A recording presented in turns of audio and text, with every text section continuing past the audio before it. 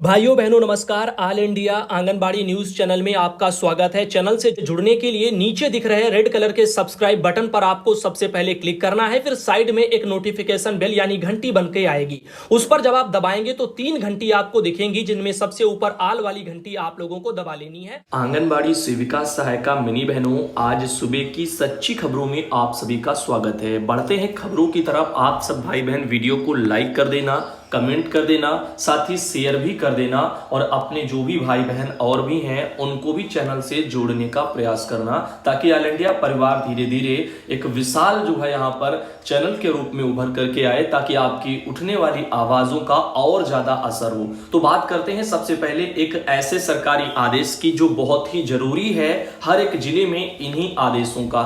यहाँ पर कार्यालय जिला जो मजिस्ट्रेट हैं अलीगढ़ के 14/5/2022 को उन्होंने एक आदेश निकाला है। अलीगढ़ के जिलाधिकारी जी ने उन्होंने कहा है कि वर्तमान में कोविड की संभावित लहर एवं गर्मी के परिप्रेक्ष्य में उत्तर प्रदेश के जो आंगनबाड़ी केंद्र हैं और जो प्री प्राइमरी से लेकर के 8वीं तक के जो विद्यालय हैं उनका संचालन दोपहर 12 बजे तक किया जा रहा है। तो यहां पर उनका कहना है कि जनपद में भीषण गर्मी और लू की स्थिति एवं छात्र हित को दृष्टिगत रखते हुए आंगनबाड़ी केंद्र एवं प्री प्राइमरी से 8वीं कक्षा तक के परिषदी, UP board, CBSE board, ICSE और जो है अन्य मान्यता प्राप्त जो भी विद्यालय हैं उनमें समय से पूर्व ग्रीष्मकालीन अवकाश तत्काल प्रभाव से घोषित किया जाता है। माध्यमिक शिक्षा विभाग एवं बेसिक शिक्षा विभाग के शिक्षा विभाग द्वारा निर्धारित तिथि तक विद्यालय में भी उपस्थित रह करके विद्यालयी कार्य संपादित करेंगे। तो यहाँ पर अलीगढ़ में तो देखिए आंगनबाड़ी केंद्रों के लिए ये यहाँ पर घोषित हो गया है आप सबका ग्रीष्मावकाश, लेकिन अन्य जनपदों में इस तरह से ग्रीष्मावकाश होने के लेटर नहीं निकाले गए हैं। तो आप सब भी अपने अपने वहां मांग करिए ताकि ऐसी छुट्टियां निकल जाएं। वहीं दूसरी तरफ हमारे पास एक बहन है, उन्होंने अपनी जानकारी भेजी है। बरेली से आती हैं ओमवती गंगवार बहन, और उन्होंने कहा है कि जिलाधिकारी को उन्होंने अपना पेपर ज्ञापन दिया है गर्मी की छुट्टी कराने को लेकर के। तो जिलाधिकारी को छुट्टी के लिए ज्ञापन बहन ने दे दिया है। कहां? बरेली में। अब यहां पर आप देखिएगा जल्द से जल्द हो सकता है कि बरेली में भी जिलाधिकारी महोदय के द्वारा बहनों आंगनबाड़ी केंद्रों की छुट्टियां हो जाएं। तो आप सब जिन जिन जिलों से आती हैं, अगर आप नजदीक में हैं डीएम कार्यालय के तो आप जरूर जाएं, समस्या को वहां पर पहुंचाएं, और नहीं तो यूनियन का कर्तव्य है कि वो वहां जाएं और इसके लिए जो है ज्ञापन सौंप दें, ताकि आंगनबाड़ी केंद्रों में आने वाले बच्चों को राहत मिले और बहनों को भी इससे बहुत कुछ राहत मिलेगी। बच्चे नहीं होंगे तो उतना और ज्यादा गर्मियों में प्रेशर नहीं रहेगा। अगर मान लीजिए बच्चा है, कोई बीमार हो गया, कुछ हो गया, तब भी दिक्कत। आंगनबाड़ी कार्यकर्ती सहायिका welfare association Uttar Pradesh unit Bareilly की तरफ से ये एक लेटर जो है वहां पर जिलाधिकारी महोदय को सौंपा गया है, जैसा कि आप यहां पर देख पा रहे हैं। अब भाइयों बहनों आगे चलते हैं, आपको बताते हैं कि मध्य प्रदेश राज्य में संचालनालय महिला बाल विकास विभाग से ये 21 मई को एक आदेश परसों जारी करके पूरे मध्य प्रदेश के सभी जिलों के कलेक्टर महोदयों को यह लेटर भेजा गया है और कहा गया है कि आंगनबाड़ी केंद्रों के लिए जन सहभागिता से खिलौना और पुस्तक और सामग्री एक जो है एकत्रीकरण कराकर जो उसके संबंध में एक कार्यक्रम चलाया जाएगा। तो देखिएगा मध्य प्रदेश एक ऐसा राज्य प्रतीत होने लग गया है जहां पर वहां पर जो सरकारें हैं, जो आला अधिकारी हैं, वो हर एक चीज को सब कुछ जो है जन सहभागिता से ही करवाना चाहते हैं। चाहे आप पोषण मटका ले लो, चाहे आप जो है आंगनबाड़ी केंद्र के अंदर पोषण का एक कॉर्नर ले लो जो कोना बनवाया गया था, सारी चीजें उसमें भी जो है सब सोचते हैं कि जन सहभागिता से आ जाए, यानी लोग बाग अपने सहयोग से दान कर करके चले जाएं। अब यहां पर ये सोच रहे हैं कि खिलौना है, पुस्तकें हैं, अन्य सामग्री हैं, ये सब कुछ जो है जन सहभागिता से दान में ही जो आंगनबाड़ी केंद्रों को मिल जाए। अरे भैया सरकार क्या देगी अपने पास से? अगर सारी चीजें ऐसे दान में अगर चलाई जाएंगी, इन्हीं पर निर्भर रह करके चीजें चलेंगी, तो क्या गुणवत्ता और क्या चीजें कब तक कैसे हो पाएंगी, ये राम भरोसे हो जाएंगी। आगे आप देखिएगा माननीय मुख्यमंत्री जी मध्य प्रदेश शासन के द्वारा 20 मई को वीडियो कॉन्फ्रेंसिंग के माध्यम से निर्देशानुसार सुपोषित मध्य प्रदेश की संकल्पना को साकार किए जाने के प्रयास को जन आंदोलन का स्वरूप दिया जाए। इस हेतु आंगनबाड़ी सेवाओं की गतिविधियों में सामुदायिक सहभागिता बढ़ाते हुए जन समुदाय ऐसे आंगनबाड़ी केंद्रों के लिए खिलौने, पुस्तकें, अन्य सामग्री के सहयोग प्राप्त किए जाने के उद्देश्य से उनके मध्य जाकर के पहल किया जाए। इस पहल के माध्यम से माननीय मुख्यमंत्री जी की मंशा है कि प्रदेश के सभी उद्योगपति, जन समुदाय, स्वैच्छिक संगठन, महिला स्वयं सहायता समूह एवं उनके संघों, अंत्योदय समितियों, जन अभियान परिषद, नेहरू युवा केंद्रों के युवा संगठनों, कल्याणकारी संगठनों, लायंस क्लब, रोटरी क्लब आदि को प्रेरित किया जाए और स्थानीय संसाधनों के माध्यम से प्रदेश के समस्त आंगनबाड़ी केंद्रों के संचालन में व्यापक बदलाव लाया जाए। इस पहल का मुख्य उद्देश्य जन समुदाय को आंगनबाड़ी सेवाओं से जोड़ने तथा केंद्रों पर बच्चों के लिए बाल सुलभ सामग्री की उपलब्धता से उनके सर्वांगीण विकास को सुनिश्चित करना है। इस पहल से परिणाम स्वरूप स्थानीय समुदाय आंगनबाड़ी सेवाओं में अपनी सहभागिता से सुपोषित एवं स्वस्थ बचपन की दिशा में कारगर कदम उठा सकेगा। माननीय मुख्यमंत्री जी का स्वयं 24 मई 2022 को आपको बता दें कि कल शाम 5:30 पर भोपाल शहर में हाथ ठेला लेकर जन समुदाय के बीच जाकर आंगनबाड़ी केंद्र हेतु खिलौने, पुस्तकें, अन्य सामग्री को एकत्र करने का पहल करेंगे। तो भैया कल 24 तारीख को मध्य प्रदेश के मुख्यमंत्री जी अपने हाथ भोपाल शहर में जाकर अपने हाथ में ठेला लेकर के कोई ठेलिया टाइप का और जो जनता गांव उन सबके सामने मतलब जाएंगे लोगों के जन समुदाय के और उनके वहां पर जो खिलौने हैं, पुस्तकें, ये सब आंगनबाड़ी केंद्रों के लिए दान में यानी मांगेंगे भीख स्वरूप। आगे देखिएगा, इनका कहना है कि कृपया आपके जिले में विभिन्न स्तरों पर यथा जिला, विकास खंड यानी परियोजना, ग्राम पंचायत, शहरी वार्ड, ग्राम स्तर, इनका स्थानीय सुविधाओं के अनुसार माननीय मंत्रीगण, सांसदगण, विधायकगण, जनप्रतिनिधिगण इनके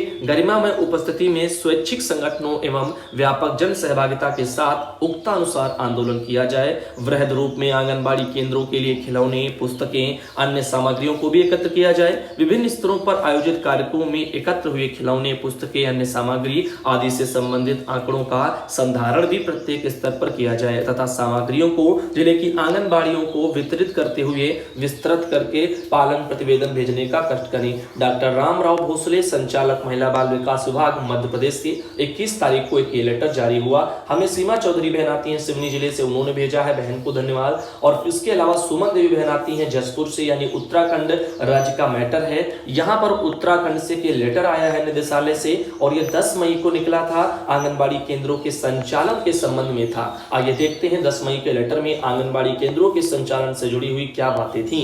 हरिचंद्र सेमवाल है निदेशक वहां के, इन्होंने कहा था कि उपर्युक्त विषयक श्रीमती रेखा आर्या, माननीय मंत्री जी, महिला सशक्तिकरण एवं बाल विकास विभाग उत्तराखंड सरकार की अध्यक्षता में दिनांक 22 अप्रैल 2022 को आहूत समीक्षा बैठक में निर्देश दिए गए हैं कि ऐसे आंगनबाड़ी केंद्र जो आंगनबाड़ी कार्यकर्ती के घर से संचालित किए जा रहे हैं उन्हें तुरंत निकटतम सार्वजनिक भवन में शिफ्ट करके संचालित किया जाए। यदि सार्वजनिक भवन उपलब्ध नहीं है तो सुविधाजनक किराए के मकान में संचालित किए जाएं। अतः निर्देश किया जाता है कि उक्तानुसार उच्च स्तर से प्राप्त निर्देशों का अक्षरांश अनुपालन सुनिश्चित करते हुए नियमानुसार कार्रवाई करने सुनिश्चित करें। साथ ही कृत कार्रवाई से निदेशालय को भी अवगत कराएं। उम्मीद है शायद ये लेटर हम पहले भी आपको दिखा चुके हैं। वहीं पर बात करते हैं अगली एक जानकारी की। हमारे पास ये जानकारी है कि अब शैक्षणिक योग्यता के आधार पर होगा आंगनबाड़ी सेविका सहायिका का चयन। ये बात जो है जो बिहार के पटना में प्रकाशित हुई है।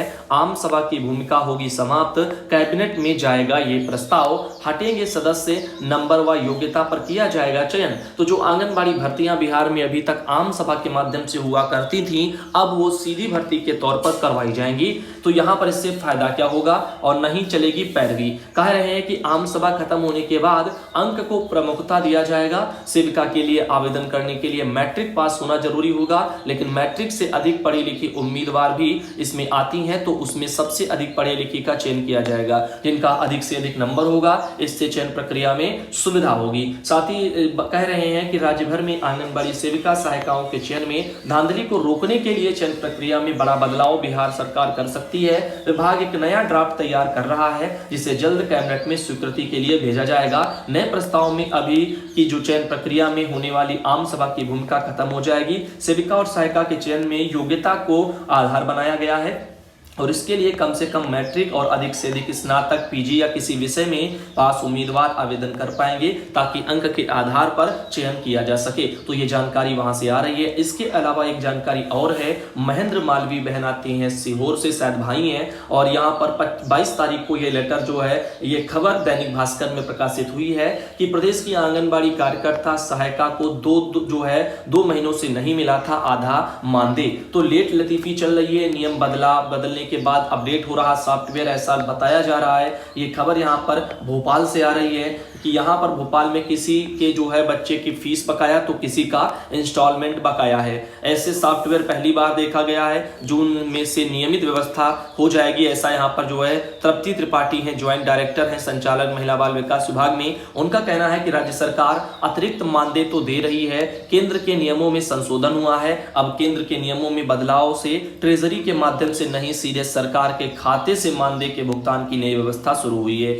नई व्यवस्था के कारण कुछ परेशानियां तो आती हैं। जून में नियमित व्यवस्था जो है की जाएगी। तो मध्य प्रदेश की बहनों, आपके वहां ये बताया जा रहा है कि इस कारण से आपका जो है मानदेय नियमित नहीं आ रहा है, क्योंकि यहाँ पर व्यवस्था में बदलाव हुआ है केंद्र के स्तर से, इसीलिए धीरे धीरे चीजें हो जाएंगी। तो उम्मीद है भाई, अगर ये है सही बात, तो फिर यहाँ पर उसको जून के बाद से नियमित भुगतान हो। तो अब यहाँ पर आप देख सकते हैं, इस तरह से ये चीजें निकल के आ रही हैं। आंगनबाड़ी सहायकता एकता यूनियन मध्य प्रदेश की कोषाध्यक्ष हैं हाजरा काजमी, वो कहती हैं कि हमारी आंगनबाड़ी कार्यकर्ता और सहायिकाओं में किसी के बच्चे की फीस नहीं भर पाई है, तो किसी के जो यहाँ पर 2 व्हीलर की इंस्टॉलमेशन बकाया है। शादियों का सीजन है तो खर्चे और बढ़ गए हैं, लेकिन मात्र 10,000 रुपया मिलने वाले मानदेय पर पूरा यहाँ वो भी मिलता नहीं है। तो ये एक दुर्भाग्यपूर्ण बात है। आंगनबाड़ी भवनों का किराया भी 3-4 महीने से वहां नहीं मिला है। अगर नई व्यवस्था बननी थी तो हमें एडवांस मानदेय का भुगतान कर देते। 40-40 रजिस्टर भरवाते हैं, एकदम त्वरित जानकारी मांगते हैं, लेकिन जब मानदेय की बारी आती है तो बहाने बना देते हैं। तो यहाँ पर बहनों का भी सही एकदम कहना है। तो आप सब भाई बहन इस बारे में क्या कहना चाहेंगे, कमेंट करके बताना।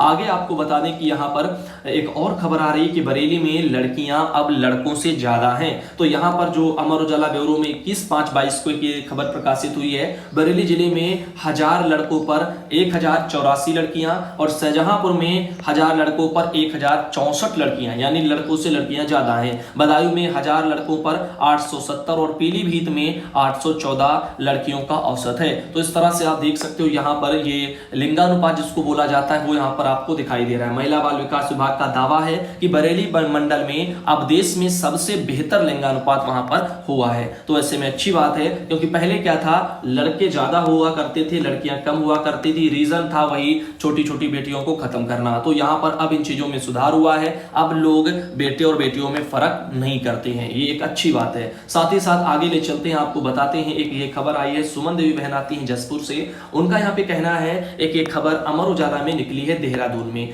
अपात्र राशन कार्ड धारकों के खिलाफ मुकदमे और रिकवरी के आदेश वहां पर देहरादून में जारी हैं। प्रदेश में इस स्तर के प्रकरण पर 31 मई के बाद वहां पर बताया जा रहा है कार्रवाइयां होंगी। दुकानों में पात्रता और मासिक आय की भी यहाँ पर प्रदर्शित होगी। पेंशन की वजह से इनके कार्ड नहीं होंगे रद्द। तो यहाँ पर काफी चीजें हैं जो यहाँ पर निकल के आ रही हैं। फिलहाल राशन कार्ड की अगर बात उठ रही है तो मैं यूपी की बहनों को बता दूं कि आपके यहाँ पर हमें जानकारियां कुछ आई हैं, क्या सही है पात्रता के लिए शर्तें, कहां से कौन गलत है, किन चीजों का खंडन हुआ है, जिस पर हमें शक था उन चीजों का खंडन भी हो चुका है। तो आज दोपहर का वीडियो राशन कार्ड से जुड़े हुए मैटर में भी आपको बताएंगे, तो प्लीज वहां पर जरूर आना और अच्छे तरीके से उसको देखना, बहुत ही बढ़िया रहेगा। साथ ही साथ इसे आप थोड़ा देख लीजिएगा उत्तराखंड में क्या चल रहा है। इनका कहना है कि प्रदेश में फर्जी और अपात्र राशन कार्डों को लेकर के 1 जून से राष्ट्रीय खाद्य सुरक्षा अधिनियम 2013 का आवश्यक वस्तु अधिनियम की धाराओं के तहत कार्रवाई होगी। यहाँ पर ऐसा उत्तराखंड में सब बताया जा रहा है। तो 31 मई के बाद में जांच में अगर कोई पाया जाता है तो वहां पर उसके खिलाफ कार्रवाइयां की जाएंगी। खैर, जो होगा सो होगा। अब उत्तराखंड की बहनों, आप सब सोचिएगा, जो भी पात्रता की शर्तें होती हैं आप उनको फॉलो करें, उनको देखें। अगर आप उनमें अपात्र हैं तो अपना राशन कार्ड जमा कर दें। यही एक जो है सबसे अच्छा कारगर तरीका है। फिलहाल के लिए बहनों, आज सुबह का वीडियो हम यहीं तक रखते हैं और आप सब भाई बहनों से उम्मीद करते हैं कि वीडियो आप सबको पसंद आया हो और अगले वीडियो में दोपहर को आप सब